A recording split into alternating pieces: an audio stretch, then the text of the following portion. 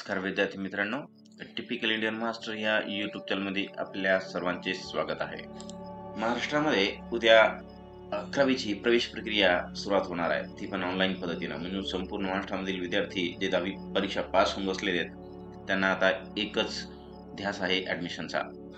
सर्व विद्यार्थ्यांना मात्र बरीचशी माहिती अद्यापही या प्रक्रियेची माहिती नाही आहे. म्हणून या व्हिडिओमध्ये मी आपल्यासमोर सर्व विद्यार्थ्यांना माहिती असलेच पाहिजे असे महत्त्वाचे मुद्दे, जसं स्क्रीनवर तुम्हाला दिसतंय, ते आज या व्हिडिओमध्ये चर्चा करणार आहे. बिलकुल स्किप करू नका. व्हिडिओ थोडा मोठा होणार आहे, बट टॉपिक्स इतके महत्त्वाचे आहेत यामधले मुद्दे की जर का ते तुम्हाला माहीत नसतील तर या ॲडमिशन प्रक्रियेमध्ये तुम्हाला डेफिनेटली अडचण जाणार आहे. अडचण जाईल किंवा अपुऱ्या माहिती कारणानं आपली ॲडमिशन ज्या योग्य प्रकारे, ज्या योग्य कॉलेजमध्ये, ज्या योग्य विषयासाठी व्हायला पाहिजे होतं ते होणार नाही. म्हणून अत्यावश्यक आहे की ही माहिती तुम्हाला असणे. म्हणून ही माहिती लक्षात घ्यायची आहे. परत एकदा रिक्वेस्ट करतोय, व्हिडिओ स्किप करू नका, एंड पर्यंत पहा. टॉपिक्स खूप महत्त्वाचे असणार आहेत आणि इतरांना शेअर पण करायला विसरू नका प्लीज. सुरुवात करूया.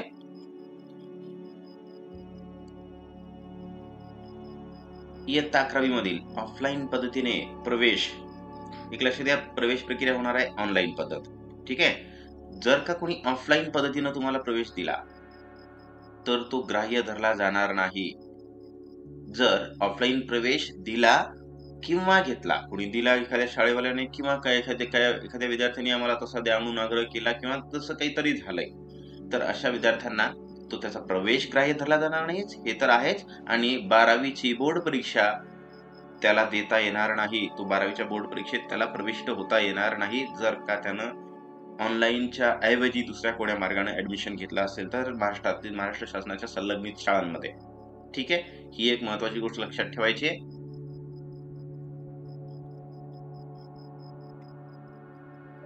खालील प्रकारच्या कॉलेजमध्ये प्रवेशासाठी केंद्रीय ऑनलाईन प्रवेश प्रक्रिया लागू राहणार नाही. मग काही असे कॉलेजेस आहेत किंवा अशा काही शाळा आहेत की जिथं ही प्रक्रिया चालू असणार नाही किंवा या प्रक्रियेनं म्हणजे ऑनलाईन पद्धतीनं प्रवेश घेणं होणार नाहीये. तर कोणत्या कोणत्या शाळा आहेत बघा. सैनिकी जे काही शाळा आहेत किंवा कॉलेज आहेत, उच्च माध्यमिक विद्यालय आहेत, इथं ऑनलाईन पद्धतीनं प्रवेश होणार नाही. लक्षात घ्या, ऑनलाईन प्रवेश प्रक्रिया लागू होणार नाही. ओके. सैनिकी शाळांमध्ये एक विशेष शाळा म्हणजे दिव्यांग किंवा अपंगाच्या शाळा ज्या असतात त्या शाळांमध्ये, व्यावसायिक अभ्यासक्रम शाळा HSVCच्या जे शाळा आहेत त्या शाळांमध्ये सुद्धा ही ऑनलाईन प्रक्रिया चालणार नाही की या पद्धतीनं प्रवेश घेता येणार नाही. आदिवासी व अन्य विभागाच्या आश्रम शाळा यांच्यामध्ये सुद्धा ह्या प्रकारचा ऑनलाईन प्रवेश चालणार नाही. आणि रात्र उच्च माध्यमिक विद्यालय, अशा 5 प्रकारच्या कॉलेजमध्ये, शाळांमध्ये आपल्याला ऑनलाईन प्रवेश प्रक्रियाने प्रवेश घेता येणार नाहीये. तिथं ऑफलाईन पद्धतीनंच सगळी काही प्रोसेस चालणार आहे. ऑनलाईन प्रवेशाच्या जागा किंवा कोट्यांतर्गत राखीव जागा कोणत्याही असू द्या, कोणती ऑनलाईन प्रवेशाची जागा असू द्या किंवा कोट्याच्या अंतर्गत तुम्ही जे काही मॅनेजमेंटचा कोटा असू द्या किंवा इन हाऊस कोटा असू द्या, अल्पसंख्याक कोटा असू द्या, कोणत्याही जागा असल्या तर त्या फक्त गुणवत्तेनुसारच भरल्या जाणार आहेत. म्हणजे तुमचं मेरिटनुसारच चालणार आहे. कुठल्याही प्रकारचं ऍडमिशन ऑनलाईन प्रक्रियेमधलं याच बेसवर होणार आहे हे लक्षात ठेवायचं आहे. कोणतंही असू द्या, कॅप राऊंडचे प्रवेश असू द्या बेटा, first round, second round, third round, कुठलंही असू द्या. ठीक आहे. किंवा जर कोट्यांतर्गत प्रवेश घेतला तुम्ही, 3 प्रकारचे कोटे आहेत पहा. कोटा असतो मॅनेजमेंट कोटा, व्यवस्थापन कोटा म्हणतात त्याला, इन हाऊस कोटा आणि एक तर मायनॉरिटी कोटा. या 3ही प्रकारच्या कोट्यामध्ये जरी ऍडमिशन घ्यायचं, सर मॅनेज म्हणून घेतोय सर मी, मला काही डायरेक्ट ऍडमिशन मिळेल का? नाही. तिथे जरी आलात तुम्ही, तुमचे जेवढे मॅनेजमेंटसाठी अप्लाय केलेले विद्यार्थी आहेत त्याच्यात मेरिट काढला जाईल. त्याच्यातल्या जेवढ्या जागा असणार 5%, 10%, त्याच्यातले 10% अप्लाय केलेल्या 10% विद्यार्थ्यांना मेरिटनुसारच प्रवेश मिळणार आहे. म्हणजे कुठल्याही प्रवेश प्रक्रियेमध्ये ऑनलाईनच्या बेस काय असणार आहे ऍडमिशनचा? विद्यार्थ्याची गुणवत्ता, त्यानुसारच प्रवेश होणार आहे. इतर कसल्याही प्रकारचा ऍडमिशनचा बेस इथं चालणार नाही. पुढचा मुद्दा, अल्पसंख्याक कोटा. आता मी म्हणलो कोट्यांतर्गत काही प्रवेश चालतात. अल्पसंख्याक कोटा जो आहे तो केवळ अल्पसंख्याक कॉलेजमध्येच अल्पसंख्याक समुदायाच्या विद्यार्थ्यांसाठी राखीव असेल. जो कोटा आहे तो अल्पसंख्याक कॉलेजमध्येच असणार आहे. बिगर अल्पसंख्याक कॉलेजमध्ये हा कोटा लागू होणार नाही. जर तुम्ही अल्पसंख्याक असाल आणि जर तुम्हाला त्या कोट्याचा माध्यमातून ऍडमिशन घ्यायचं असेल तर तुम्हाला फक्त अल्पसंख्याक कॉलेजमध्ये जावं लागेल. इतर जर कॉलेजमध्ये गेलात म्हणजे बिगर अल्पसंख्याक इथे दिले पहा, बिगर अल्पसंख्याक विद्यालयात अल्पसंख्याक कोटा असणार नाही. ओके. अनुदानित, विनानुदानित आणि स्वय अर्थसहित कॉलेजचे शुल्क वेगवेगळे असू शकते. लक्षात घ्या विद्यार्थ्यांनो, अनुदानित शाळेचं मी मागे एकदा व्हिडिओमध्ये चर्चा केली, खूप कमी शुल्क असते. विनानुदानितचं थोडं जास्त आणि स्वय अर्थसाहित्य कॉलेजचं शुल्क हे खूप जास्त असू शकते. ठीक आहे, म्हणजे प्रत्येकाचं सारखं असणार नाही. आपण जेव्हा पसंतीक्रम निवडतो त्यावेळेस त्या विद्यालयाचा टाईप कोणता आहे, स्टेटस कोणता आहे ते पाहून घ्यायचं आहे. स्टेटस असतात बघा 3. ओके, अनुदानित, विनानुदानित आणि स्वय अर्थसहित. त्यापैकी स्टेटस चेक करूनच मग कॉलेजला निवडायचंय. जर तुम्ही नुसतं कॉलेजचं नाव पाहिलंय किंवा तिथला एखाद्या शहराचं नाव बघितलं, अरे इथलं पुण्याचं कॉलेज आहे किंवा नागपूरचं आहे किंवा नाशिकचं आहे किंवा नांदेडचं आहे, असं जर पाहून एरिया पाहून सिलेक्ट केलं तर चालणार नाही. तुम्हाला त्याच्या पुढे त्याचं स्टेटस पाहावं लागणार आहे. ठीक आहे, मग त्याच्यानुसार त्याची फीस असते, वेगवेगळे शुल्क असणार आहेत. द्विलक्षी व माहिती तंत्रज्ञानाच्या अतिरिक्त विषयाचे शुल्क पण वेगळे भरावे लागणार आहे. म्हणजे क्रॉप सायन्स असू शकतो, इलेक्ट्रॉनिक्स, फिशरी जे सारखे शब्द हे असतात, सब्जेक्ट असतात. ऍडमिशनच्या शुल्का व्यतिरिक्त त्याचं शुल्क सुद्धा तुम्हाला वेगळं भरावं लागेल. हे एक लक्षात घ्या. शुल्काच्या बाबतीमध्ये मग कसं होईल तुम्हाला की कन्फ्युजन व्हायला लागेल. ओके, कॉलेजच्या शुल्का बाबतीत माहिती ऑफिशियल वेब पोर्टलवर उपलब्ध आहे. म्हणून ऍडमिशन किंवा पसंतीक्रम निवडताना तुम्हाला त्या संबंधित कॉलेजचे जेवढे शुल्क आहे ते तिथं वेब पोर्टलवर माहित होतात. म्हणून पूर्ण चेकिंग करूनच मग त्या कॉलेजला पसंतीक्रमामध्ये निवडायचं आहे तुम्हाला. ठीक आहे, पुढे महाराष्ट्र राज्य मंडळाच्या मार्च 2025 मधील इयत्ता 10वीच्या विद्यार्थ्यांची वैयक्तिक माहिती जे भाग 1 आपण भरतो त्यावेळेस ही वैयक्तिक माहिती भरावी लागते. ती भरताना त्यांचा बैठक क्रमांक टाकल्यावर ओके, पण ते विद्यार्थी कुठला असला पाहिजे, महाराष्ट्र राज्य मंडळाच्या शाळेमधील शिकलेला असला पाहिजे. त्याचा बैठक क्रमांक टाकल्यानंतर प्रवेश अर्जामध्ये आपोआप येईल त्याची वैयक्तिक माहिती. तिथं त्याचं नाव किंवा जे काही माहिती आहे पुढे तुम्हाला भरायची ती फक्त तुम्ही सीट नंबर टाकला 10वीचा 2025 मधल्या विद्यार्थ्यांसाठी आहे हे, तर तुमची सगळी माहिती आपोआप तिथं सगळ्या ठिकाणी फिल होऊन येईल. ती तुम्हाला काय करायचं बेटा, तपासून घ्यायचंय. माहिती येईल बट बऱ्याच वेळेस त्या माहितीमध्ये सुद्धा चूक होऊ शकते. म्हणून तुम्हाला काय करायचं, तपासून घ्यायचं. नाव जरी आलं पूर्ण स्पेलिंगचं तपासा, आईचं नाव, डेट ऑफ बर्थ किंवा 10वीचे मार्क जे काही आलेलं आहे ते आपल्याकडे ऑनलाईनची प्रिंट ठेवा सोबत 10वीची आणि त्यानुसार तपासून घ्या. जर का दुरुस्ती आढळली, त्याच्यामध्ये चुका आढळल्या तर मार्गदर्शन केंद्रावर जाऊन दुरुस्ती करून घ्यायची. तुम्हाला फॉर्म भरायचा आहे, काही अडचण नाही, फॉर्म भरून घ्या, बट त्याच्यातली चूक लक्षात ठेवा.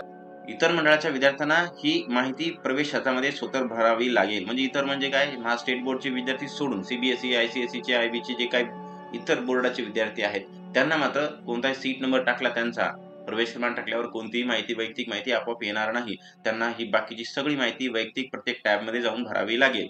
ठीक आहे, त्यांच्या बाबतीत असं होणार नाही की आपोआप माहिती येणार आहे. फक्त हे स्टेट बोर्डच्या शाळेमध्ये शिकलेले विद्यार्थी आहेत त्यांच्या बाबतीतच असं होणार आहे. ज्या विद्यार्थ्यांची माहिती वेब पोर्टलवर बैठक क्रमांक टाकल्यानंतर येत नाही अशा विद्यार्थ्यांनी सुद्धा, आता एखाद्या वेळेस असं होईल पण की स्टेट बोर्ड मध्ये एखादा विद्यार्थी शिकलाय आणि त्यांना सीट नंबर टाकला त्याचा, स्टेट बोर्डच्या शाळेमध्ये शिकलेल्या विद्यार्थ्यांनी सुद्धा सीट नंबर टाकल्याच्या नंतर त्याची सगळी माहिती येणार होती, आपोआप येणार होती, येईल पण एखाद्या वेळेस नाही आली तर असं घाबरायचं नाही. आपण ती वैयक्तिक पद्धतीनं भरून घ्यायची. आली तर ठीक आहे, सांगण्याचं तात्पर्य एवढं, माहिती आली तुमची सीट नंबर टाकल्यावर ठीक आहे, वेल अँड गुड, तपासून घ्या. जर नाही आली तर आपण वैयक्तिकरित्या भरा. ठीक आहे, पुढे प्रवेश अर्ज भरण्याची सुविधा मोबाईलवर उपलब्ध असल्या कारणाने, म्हणजे तुम्ही मोबाईलवर सुद्धा भरू शकता. खूप सारे व्हिडिओ मी बनवलेले आहेत भरण्यासंबंधी, रजिस्ट्रेशन कसं करायचंय. पार्ट 1 चा पण व्हिडिओ बनवलेला आहे मी, पार्ट 2 चा पण बनवलेला आहे.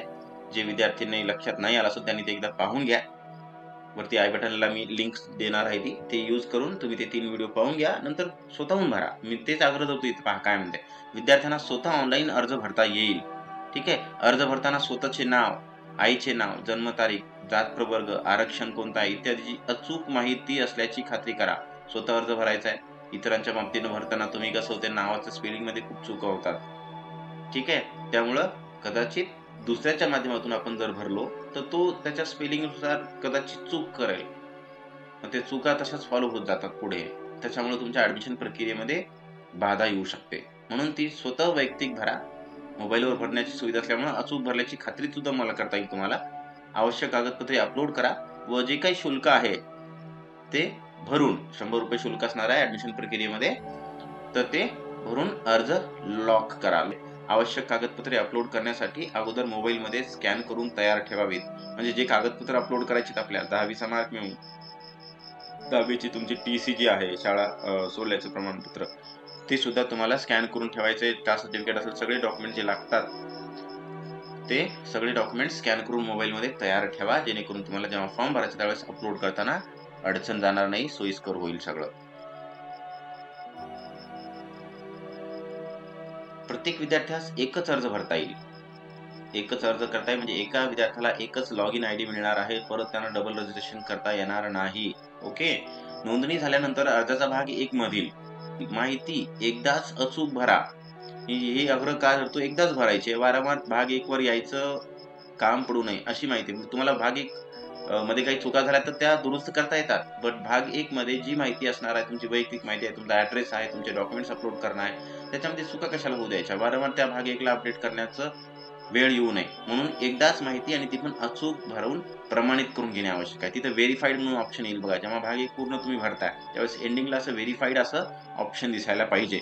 जर ते व्हेरीफाईड झालं तरच तुम्हाला भाग 2 ऍडमिशनच्या प्रक्रियेचा भाग 2 जो आहे तो दिसायला लागेल, त्याची सुविधा उपलब्ध होईल. अन्यथा जर तुम्ही भाग 1 व्हेरीफाय केला नसेल किंवा व्हेरीफाईड दिसत नसेल तिथं तुमच्या लॉग इन मध्ये, तर तुम्हाला भाग 2 दिसणार नाही. ठीक आहे. भाग 1 मधील माहिती प्रमाणित झाल्यानंतरच इथे दिले बघा, भाग 2 भरण्याची सुविधा उपलब्ध होणार आहे. भाग 1 मधील माहितीमध्ये काही दुरुस्ती करायची असल्यास, मी म्हणलं की माहिती दुरुस्ती करण्यासारखं ठेवूच नका, करेक्ट माहिती भरा. ठीक आहे. जरी काही एखादं तुम्हाला वाटलं की त्यावेळेस माझ्यानं चूक झाली होती, नंतर प्रिंट करायच्यानंतर तुमच्या लक्षात आलं की इथं चूक झालेली आहे, जर दुरुस्त करायचं असल्यास विद्यार्थ्यांना मार्गदर्शक केंद्राकडून किंवा स्वतः अर्ज अनलॉक करून, मी आता बोललो होतो तुम्हाला काय करायचं होतं बेटा, लॉक करायचा असतो फॉर्म. भाग 1 जो असतो ना, भाग 2 जो असतो ना, तो प्रत्येक वेळेस तुम्हाला लॉक करावा लागतो. भाग 1 लॉक करावा लागतो, भाग 2 पण लॉक करावा लागतोय. मग त्याचा जर दुरुस्ती करायचं तर त्याला अनलॉक करावं लागतंय. अनलॉकचं ऑप्शन तिथं दिसत असते बघा जेव्हा तुम्ही लॉक करता त्यावेळेस. ठीक आहे. अनलॉक करून मग तुम्हाला बदल करता येतात. बदल करून परत काय करायचं, त्याला लॉक करून घ्यायचे. ठीक आहे. जर का दुरुस्ती आढळल्या तर भाग 1 मध्ये भरलेली माहिती ही अपलोड केलेली माहिती व अपलोड केलेली कागदपत्रे यामध्ये भिन्नता आढळल्यास आपण आपला प्रवेश नाकारला जाईल. तुम्ही भरलेली माहिती आणि तुम्ही अपलोड केलेले कागद याच्यामध्ये जर काही चूक जाणवली तर तुमचा प्रवेश संबंधित विद्यालयामध्ये नाकारला जाणार आहे. म्हणून अचूक माहिती भरायची. म्हणून विद्यार्थ्यांनी अर्जामध्ये माहिती भरताना ती जबाबदारीने आणि खात्रीपूर्वक भरावी. ठीक आहे. पुढे लक्षात घेऊया काही गोष्टी. भाग 1 भरताना आवश्यक कागदपत्रे अपलोड करता येतात. तिथं ऑप्शन असणार आहे अपलोड करण्याचं, कागदपत्र अपलोड करायचं. परंतु भाग 1 भरताना आवश्यक कागदपत्रे उपलब्ध नसल्यास, तुमच्याकडे नाही आहे त्यावेळेस ते, कदाचित एखाद्या विद्यार्थ्याला भाग 1 भरताना TC मिळाली नाहीये किंवा कास्ट सर्टिफिकेट उपलब्ध झालं नाहीये किंवा काहीतरी एखादं डॉक्युमेंट उपलब्ध नाहीये समजा तुमच्या वेळेस, ज्यावेळेस तुम्ही फॉर्म भरतात त्यावेळेस, तर तुम्ही ते कागदपत्र कॉलेजमध्ये प्रवेशाच्या वेळेस अपलोड करता येतात. म्हणजे तुम्हाला ज्यावेळेस प्रवेश मिळतो एखाद्या कॉलेजमध्ये, ठीक आहे, त्यावेळेस तुम्हाला तुमच्या लॉग इन जाऊन ते डॉक्युमेंट जे अगोदर भाग 1 भरताना राहिले होते अपलोड करायची, ते परत भरता येतात. ठीक आहे. बट जनरली एक गोष्ट लक्षात ठेवा, भाग 1 मध्येच डॉक्युमेंट सगळे अपलोड करायची प्रयत्न करा. भाग 1 च्या नंतरही काही जर का उपलब्ध नसतील तर मात्र तुम्ही नंतरही अपलोड करू शकता, हे लक्षात ठेवायचं आहे. शंका असतात मुलांच्या, सर माझ्याकडे ते डॉक्युमेंट्स नाहीये, मग मी त्यावेळेस मग अपलोड कसं करू सर? नंतरही अपलोड करायचा ऑप्शन अवेलेबल आहे. प्रत्येक फेरीपूर्वी विद्यार्थ्यांनी ऑनलाईन संमती नोंदविणे अनिवार्य आहे. ऑनलाईन संमती खूप वेळेस याची चर्चा झालेली आहे. संमती नोंदवणे प्रत्येक फेरीच्या पूर्वी अगोदर तुम्हाला संमती नोंदवावी लागते. संमती नोंदवणे म्हणजे काय सर? अनिवार्य असेल. जे विद्यार्थी संमती नोंदविणार नाही त्यांचा त्या फेरीसाठी विचार केला जाणार नाही. आता संमती नोंदवणे म्हणजे काय सर? म्हणजे पसंती क्रम नोंदवून दिलेल्या वेळेत, म्हणजे तुम्हाला वेळ दिला बघा 26 मे पासून म्हणजे उद्यापासून 3 जून पर्यंत हा वेळ दिलेला आहे तुम्हाला. भाग 2 मध्ये आपण काय करतो, पसंती क्रम नोंदवतो शाळेंचा. 10 शाळांची मॅक्झिमम यादी देऊ शकता तुम्ही, तर ती लॉक करणे होय. भाग 2 लॉक करणे म्हणजेच पसंती नोंदविणे होय. जर भाग 2 तुम्ही लॉक केला नाही, भाग 1 मध्ये फक्त आपली वैयक्तिक माहिती असते, भाग 2 मध्ये फक्त पसंती क्रम महत्वाचा आहे. जर का तुम्ही तो लिहिला आणि लॉक केला नाही, बनवला पसंती क्रम बनवला, 5-4 कॉलेजचे गे होते ते निवडले आणि तिथं पसंती क्रम पण बनवला, बट त्याला लॉकच नाही केलं, तर तुम्ही त्या फेरीसाठी ग्राह्य धरले जाणार नाहीत. म्हणजे थोडक्यात काय बेटा, पसंती नोंदविणे म्हणजे लॉक करणे. कोण लॉक करणे? भाग 2 ला लॉक करणे होय. लक्षात ठेवायचंय. ठीक आहे. पुढे, जे विद्यार्थी महाराष्ट्र राज्य मंडळाच्या 10वी परीक्षेत सर्व विषय घेऊन बसलेले आहेत व जास्तीत जास्त 2 विषयात नापास झालेले आहेत, म्हणजे एटीकेटी. सर्व विषय घेतले त्यांनी, पण 2 विषयामध्ये ते 1 किंवा 2 विषयात, जास्तीत जास्त म्हणजे 2. ठीक आहे. असे विद्यार्थी एटीकेटी सवलतीद्वारे 11वी मध्ये प्रवेश मिळवण्यासाठी पात्र असतील. आता त्यांचं एटीकेटीसाठी सर मग आमचं टक्केवारीच नाही आहे, आम्हाला मेरिट कसं लागणार? आम्ही ऑलरेडी नापास आहे, तर मेरिटमध्ये आमचा नंबर लागणारच नाही कुठं ना. जे पास होतील त्यांचे मेरिटनुसार नंबर लागतील. म्हणजे पहिल्या फेरीत नाही, दुसऱ्या फेरीत नाही, तिसऱ्या नाही, चौथ्या नाही. आणि शेवटची जी होती विशेष फेरी म्हणतात त्याला, ओपन फॉर ऑल, त्या फेरीमध्ये सुद्धा कदाचित तुम्हाला ऍडमिशन मिळणार नाही. कोणाला म्हणतोय मी? जे एटीकेटी सवलती माध्यमातून प्रवेश घेणार आहेत 11वीला, म्हणजे 2 विषयात नापास झालेले विद्यार्थी, त्यांचा कुठल्याही पद्धतीमध्ये मेरिटमध्ये नंबरच येणार नाहीये, कारण की ते नापास झालेले आहेत. पास झालेले सगळे विद्यार्थी तिथं लागून जातात अगोदर. मग नापास झालेल्या विद्यार्थ्यांचं कसं? म्हणजे एटीकेटी सवलत आम्ही कशी घ्यायची सर? ठीक आहे. 11वीमध्ये प्रवेश मिळवण्यासाठी पात्र असतील अशा विद्यार्थ्यांना प्रवेश प्रक्रियेच्या शेवटच्या टप्प्यात, म्हणजे 10वीची पूर्वणी परीक्षांच्या निकालानंतर, तुमची सप्लिमेंटची जी एक्झाम होते त्याचा निकाल लागतो बघा, त्यानंतर तुम्हाला एक स्पेशल राऊंड असणार आहे एटीकेटीच्या मुलांचा.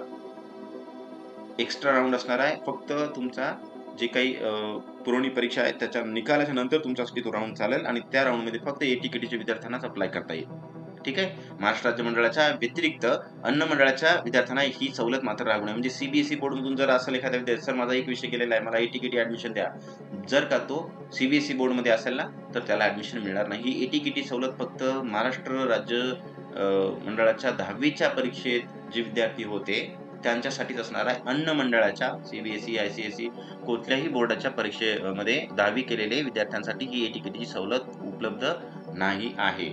ठीक आहे. प्रवेश अर्ज विद्यार्थ्यांनी शक्यतो स्वतः पालकाच्या मदतीने भरावा.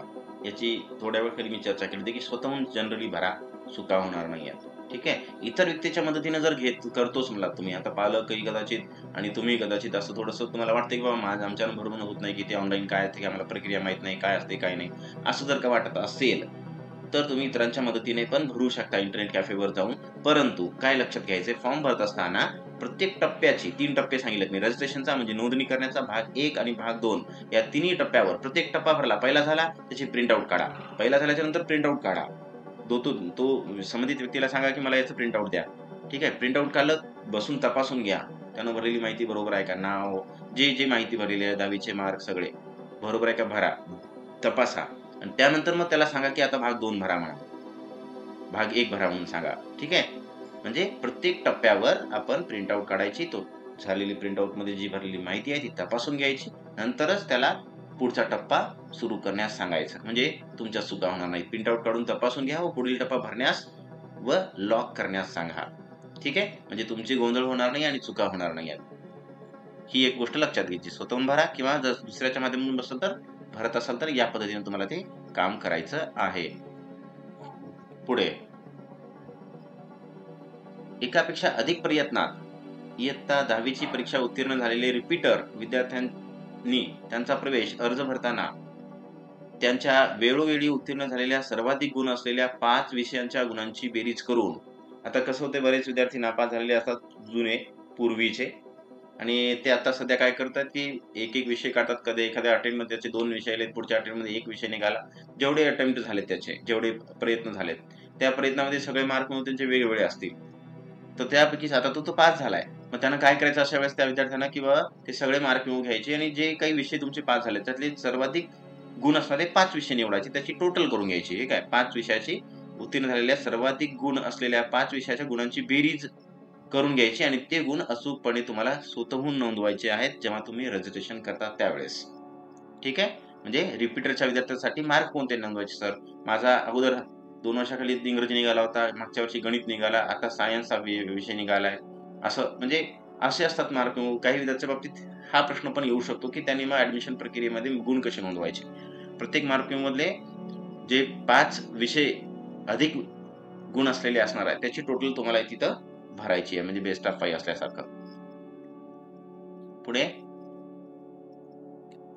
विद्यार्थ्यांनी वेळोवेळी पोर्टलला भेट देत राहणे, तसेच आपले लॉग इन वेळोवेळी तपासत राहणे, म्हणजे तुम्हाला अद्ययावत माहिती मिळत राहील हे लक्षात घ्यायचं. एकदा ऍडमिशन घेतलं किंवा रजिस्ट्रेशन केलं, भाग 1 भरला, भाग 2 भरला आणि आपण नंतर पोर्टलवर कधी गेलोच नाही. मोबाईलवर सुविधा उपलब्ध आहे म्हणून मोबाईलवर हवं तेव्हा तुम्ही लॉग इन करू शकता, पोर्टलवर जाऊन पाहू शकता. तिथं बरेच वेळेस काही सूचना येतात, काही वेळेस काही गोष्टीमध्ये वेळापत्रकामध्ये कदाचित बदल होऊ शकते, त्यावेळेस तुम्हाला ते माहीत असणं आवश्यक आहे. म्हणून तुम्हाला काय करायचं की पोर्टलला वेळोवेळी भेट द्यायची आहे, लॉग इन मध्ये पण जाऊन तपासायचे की आपल्याला काही सूचना आलेल्या आहेत का, आपल्यासाठी काही मेसेज तिथं दिसतो का, हे पाहत राहणं विद्यार्थ्यांनी आवश्यक आहे. पुढे विद्यार्थ्यांनी पसंतीक्रम ठरवण्यासाठी अगोदर, आता हे खूप महत्वाची गोष्ट आहे, पसंतीक्रम ठरवायला पण भाग 2 म्हणतात त्याला. पसंतीक्रम ठरवणं म्हणजे भाग 2. अगोदर शाखा हे सगळं पसंतीक्रम मध्ये वेळ लागू द्या. इथं भाग 2 भरताना वेळ लागू द्या, हरकत नाही. भाग 1 लॉक करून त्या दिवशी भरावा असं माझं बंधन नाहीये. सगळी माहिती अगोदर काढून ठेवणारी मुलं जे आहेत, सुरुवातीपासून मी व्हिडिओ बनवतो पुराणा सुरुवातीपासून सांगतोय, तेव्हा सगळी माहिती आधीच तयार करून ठेवा. म्हणजे फॉर्म भरायला बसलात तर फॉर्म कंप्लीट करूनच उठायचा. बट तरी भाग 1 भरल्याच्या नंतर, लॉक केल्याच्या नंतर भाग 2 भरायचा गडबड करू नका. जर तुम्ही संबंधित शाळांची लिस्ट तयार केली नसेल तर लिस्ट तयार करा, नंतर भाग 2 भरून घ्या. काय म्हणते पहा, अगोदर शाखा, आपल्याला कोणत्या शाखेमध्ये प्रवेश घ्यायचा आहे, माध्यम कोणता आहे, प्रवेश शुल्क किती आहे, विनाअनुदानित असेल, अनुदानित असेल तर कमी असते, स्वयं अर्थसाहित्य असेल तर खूप जास्त असते, सगळं पहा. शिकवले जाणारे वैकल्पिक विषय कोणते कोणते आहेत, तिथं अवेलेबल ऑप्शन्स अवेलेबल असणारे सब्जेक्ट कोणते आहेत, क्रॉप सायन्स आहे का, इलेक्ट्रॉनिक्स आहे का, फिशरी आहे का, मॅथमॅटिक्स आहे, जे काही विषय असणार आहेत तुमचे आर्टच्या मध्ये, भूगोल, अर्थशास्त्र, समाजशास्त्र, राज्यशास्त्र असे विषय असतात, तर ते कोणते विषय तिथं उपलब्ध आहेत ते पण तपासायचे, पाहून घ्यायचे. निवासा पासून त्या शाळेचे किंवा त्या कॉलेजचे अंतर किती आहे, येण्या जाण्याची सुविधा आहे का, त्या कॉलेज पर्यंत जाऊ शकतो का, अडचण आहे का, पायी जावं लागते का, रस्ता खराब आहे. माझ्या मते हे सगळ्या गोष्टी पाहणं आवश्यक आहे. ठीक आहे, या सगळ्या बाबी निश्चित करा, पहा. नंतर मग त्यानुसार कॉलेजची यादी तयार करा. आधी यादी तयार करा, मग त्यात सगळ्यात योग्य पसंतीचं कॉलेज कोणतं आहे त्याला प्रथम प्राधान्य द्यायचंय. मग 10 जणांची किंवा 5 कॉलेजची किंवा 4 कॉलेजची यादी बनवली तुम्ही, 4 कॉलेज तुम्हाला वाटलं की बा हे चांगले आहेत माझ्या सगळ्या सोयीसाठी उपलब्ध असल्यासारखे, मग त्यातला सगळ्यात बेस्ट कोणता आहे, मग त्याला नंबर 1 ला ठेवायचे, पसंती क्रम देणं म्हणतो. त्याप्रमाणे क्रम काळजीपूर्वक ठरवावा व नंतरच ऑनलाईन प्रवेश पसंतीक्रम नोंदवावा. लक्षात येईल की पसंतीक्रम बनवणं म्हणजे उगाच टिक मार्क करणं नाही कोणत्याही कॉलेजला जाऊन. फक्त ते कॉलेज सगळ्या बाबतीत परिपूर्ण असावं, आपल्यासाठी सोयीस्कर असावं, हे तपासून घेऊनच यादी तयार करायची आहे. असंच कुठलं तरी एखादं कॉलेज दिलं मग तुमचा तिथं नंबर लागला, अरे हे तर खूप दूर आहे, मला जायला यायला परेशानी होते, अशा गोष्टी नंतर लक्षात येऊ नये तुमच्या. म्हणून ही बाब सगळ्या विद्यार्थ्यांनी काळजीपूर्वक लक्षात घ्यायची आहे. ठीक आहे, पुढे लक्षात घेऊया काही गोष्टी. एकाच कॉलेजमध्ये वेगवेगळे अनुदान प्रकार असू शकतात, ही एक खूप महत्वाची बाब आहे. ही पण एकाच कॉलेजमध्ये अनुदानाचे प्रकार वेगळे असतात. बघा, एक तुकडी असतात त्याच्यामध्ये. 11वी साठी ऍडमिशनला की नाही बेटा तुकडे असतात. अनुदानित तुकडी, विना अनुदानित तुकडी किंवा स्वयं अर्थसहाय्यित तुकडी, अशा तुकडी असतात. कॉलेजचं नाव एकच असतं बेटा. तुम्हाला ते फक्त कॉलेज बघायचं नाहीये, त्या कॉलेजमध्ये जी तुकडी आहे ती तुकडी ऍडमिशन साठी पाहून घ्यायची की अनुदानित आहे की विना अनुदानित आहे. ठीक आहे, म्हणजे असू शकतात अनुदानित आणि स्वयं अर्थसहाय्यित. म्हणून कॉलेज निवडताना त्याचा अनुदान प्रकार लक्षात घ्या, म्हणजे स्टेटस म्हणतात त्याला, ते प्रकार लक्षात घ्यायचा आहे, नंतरच मग त्या कॉलेजबद्दल टिक करायचंय. तो ऍडमिशनच्या वेळेस ती एक बाब लक्षात घ्यायची आहे की अनुदानाचा प्रकार लक्षात ठेवायचा. एकाच कॉलेजमध्ये वेगवेगळे प्रकार असू शकतात. पुढे पहिला पसंतक्रम दिलेल्या कॉलेजमध्ये विद्यार्थ्यास प्रवेश मिळाला, हे माहित असेल, खूप वेळेस चर्चा झालेली आहे. जो तुम्ही पहिल्या पसंतीचं क्रमाचं कॉलेज दिलेलं आहे, तर सदर कॉलेजमध्ये निर्धारित कालावधीमध्ये विद्यार्थ्यांनी प्रवेश घेणे बंधनकारक असेल. ठीक आहे, तुम्हाला पहिल्या पसंतीच्या कॉलेजमध्ये जर प्रवेश मिळत असेल, पहिल्या पसंतीचं कॉलेज मिळत असेल, तुम्हाला तिथं प्रवेश घेणे बंधनकारकच आहे. तसे न केल्यास पुढील फेरीसाठी संबंधित विद्यार्थ्याला प्रतिबंधित करण्यात येईल. जर तुम्ही तसं नाही केलं तर तुम्हाला काय केलं जाईल की पुढच्या फेरीसाठी तुम्हाला अप्लाय करता येणार नाही. शेवटची 5वीच फेरी म्हणजे ओपन फॉर ऑल, ही फेरीच तुम्हाला प्रवेश प्रक्रियेसाठी ग्राह्य धरली जाईल. ठीक आहे, पहिल्या पसंती क्रमाव्यतिरिक्त अन्य पसंती क्रमाचे, म्हणजे 2 पासून तर 10 पर्यंत, म्हणजे पहिला सोडला तर 10 कॉलेज देऊ शकतो ना आपण. दुसऱ्या तिसऱ्या कोणत्याही पसंतीचं जर कॉलेज मिळालं तुम्हाला आणि तुम्ही त्या निर्धारित कॉलेजमध्ये प्रवेश निश्चित करू शकतील. जर का नाही केलं, ठीक आहे, निर्धारित प्रवेश निश्चित न केल्यास त्यांना पुढील फेरीसाठी मात्र अप्लाय करता येते, म्हणजे दुसरी तिसरी फेरी तुम्ही अप्लाय करू शकता. बट कधी, जर ते संबंधित कॉलेज पहिल्या पसंती क्रमाचं नसले तर. असेल तर मग तुम्हाला तिथं बंधनकारकच आहे प्रवेश घेणं, नसेल तर मात्र तुम्हाला पुढच्या फेरीच्या माध्यमातून परत प्रवेश प्रक्रियेमध्ये सहभागी होता येते. म्हणून सांगतो की कोणतंही कॉलेज जेव्हा पसंतीक्रम देताना त्यावेळेस पहिलं कोणतं असलं पाहिजे हे खूप विचार करून. ठीक आहे. नंतर मग 2, 3, 4 बाकीचे नंबर टाकायचे. बट जर का पहिल्या प्रवेश भेटला तुम्ही टाकलाय आणि तिथं जर प्रवेश भेटला तर तुम्हाला घेणं आवश्यकच आहे, बंधनकारकच आहे. म्हणून पहिल्या पसंतीच्या क्रमाच्या कॉलेजला विचार करूनच निवडायचं आहे. ठीक आहे. पुढे प्रत्येक फेरीच्या पूर्वी उच्च माध्यमिक विद्यालयामधील रिक्त जागा घोषित करण्यात येतील. प्रत्येक फेरी झाली की त्या शाळेमध्ये संबंधित विद्यालयामध्ये किती रिक्त जागा आहेत हे घोषित होत असतात. म्हणजे तुम्हाला त्या संबंधित विद्यालयाला पुढच्या फेरीमध्ये पसंती क्रमामध्ये ठेवायचं का नाही हे कळल. ठीक आहे. याची विद्यार्थ्यांनी वेळोवेळी वेब पोर्टलवर जाऊन माहिती घ्यायची आहे. ठीक आहे. मगच पसंती क्रम पुढच्या फेरीसाठी द्यायचे आहेत. समजा तुम्ही जे कॉलेज दिलंय आणि ते कॉलेज नंतर त्या राउंड मध्ये राहिलंच नाही. तुम्ही टाकले पसंती क्रम मध्ये, पसंती क्रम मध्ये टाकलाय आणि नंतर त्या कॉलेजमध्ये जागा शिल्लक नव्हत्या. हे नंतर तुम्हाला लक्षात आलं. आपण तर ह्याच्यामध्ये टाकल्यावर पसंती क्रम मध्ये 2 नंबरला टाकलं मी कॉलेज आणि त्या कॉलेजमध्ये एकही जागा शिल्लक राहिली नाही. मग तुम्ही टाकून काय फायदा झाला त्याचा? म्हणून तुम्ही प्रत्येक फेरीच्या पूर्वी जे कॉलेज आहे त्या कॉलेजमध्ये किती जागा रिक्त आहे हे तुम्हाला वेब पोर्टलवर मिळत असते, माहिती मिळत असते की किती शिल्लक आहेत त्याची कॅपॅसिटी किती होती, तिथं शिल्लक किती आहेत. 80 होते तिथं 20 शिल्लक आहेत. तर तुम्हाला विचार करून लिहिता येईल की बाबा हे किती क्रमांकाला मी देऊ शकतो का याला पसंती क्रम म्हणून. ठीक आहे. म्हणून पसंती क्रम निवडताना ही सगळी माहिती घ्यायची. कोणती की रिक्त जागा किती आहेत त्या संबंधित कॉलेजमध्ये हे तपासूनच तुम्ही पसंती क्रम द्यायचा आहे. पुढे ऑनलाईन अर्ज भरल्यानंतर काही विद्यार्थ्यांच्या बाबतीत ही महत्वाची गोष्ट आहे. ITI किंवा पॉलिटेक्निककडे जाणारे विद्यार्थी असतात बघा. यासारख्या अभ्यासक्रमांना प्रवेश मिळालेल्या अथवा केंद्रीय ऑनलाईन प्रवेश प्रक्रियेद्वारे प्रवेश घेणार नसलेल्या विद्यार्थ्यांना, आता काही विद्यार्थी असं असतं की बा ते सुरुवातीला इथं ट्राय करतात. बघ हे जे प्रोसेस आहे ना ITI आणि पॉलिटेक्निकची ती लेट चालते. थोडासा वेळ लागतो त्याला प्रक्रियेला त्या. ठीक आहे. त्याचे पण राउंड होत असतात. मग ते त्याच्या तिकडे जर जात असतील, प्रवेश मिळाला त्यांना तिकडे आता आणि इकडे त्यांनी आपण काय केला होता की बा इकडे अर्ज भरला होता ऑनलाईन. मग इकडचं जाऊन तिकडे नंबर लागला. बरेच विद्यार्थी असं करतात, ITI ला टाकतात, इकडे टाकतात ऍडमिशन. मग त्यांची तर मूळ इच्छा ITI करायची असते, बट इथे नाही लागला तर मग 11वी तर करता येईल म्हणून ते इकडे रजिस्ट्रेशन करतात. मग जर का इकडं करताना हे सगळी प्रोसेस झाली आणि नंतर त्याला कळालं की माझा ITI ला पण नंबर लागलेला आहे, मग तो काय करू शकतो, अर्ज मागे घेऊ शकतो. ठीक आहे. त्याला विड्रॉवल ऑफ ऍप्लिकेशन असं पर्याय घेणं असं म्हणतात. ठीक आहे. त्याच्या माध्यमातून तो या प्रवेश प्रक्रियेमधून कंप्लीट बाहेर पडावं लागतं त्याला मात्र. पण त्याला परत प्रवेशाची संधी मिळणार नाही. मग ते जर त्यानं त्या पर्यायाला निवडलं तर त्याची ती जागा रिकामी होऊन जाते आणि जरी तुमचा प्रवेश झाला तरी आणि मग त्या संबंधित जागेवर इतर विद्यार्थ्याला प्रवेशाची संधी मिळते. ठीक आहे. इतर विद्यार्थ्यांना तुमच्या जागी प्रवेशाची संधी मिळत असते. बट तुम्हाला परत मात्र प्रवेश प्रक्रियेमध्ये येता येत नाही जेव्हा तुम्ही विड्रॉवल ऑफ ऍप्लिकेशन हा पर्याय निवडला असेल तर. ITI ला नंबर लागला तर तुम्हाला ITI कडे जावं लागेल. पॉलिटेक्निकला तिकडे जावं लागेल. परत इकडे येता येणार नाही. ठीक आहे. किंवा काही असे विद्यार्थी असतात की ते म्हणतात की सर प्रवेश घेतलाय बट मला शिकायचं नाहीये किंवा मला प्रवेश घ्यायचाच नाही 11वी मध्ये. ठीक आहे. अर्ज मागे घेण्याचा पर्याय म्हणतात त्याला. तसे विद्यार्थी सुद्धा विड्रॉवल ऑफ ऍप्लिकेशन हा पर्याय निवडून अर्ज मागे घेऊ शकतात. केलेला अर्ज मागे घेऊ शकता. ऍडमिशनही कॅन्सल करू शकता. ठीक आहे. रद्द करू शकता. बट तुम्हाला परत या प्रोसेसमध्ये येता येत नाही.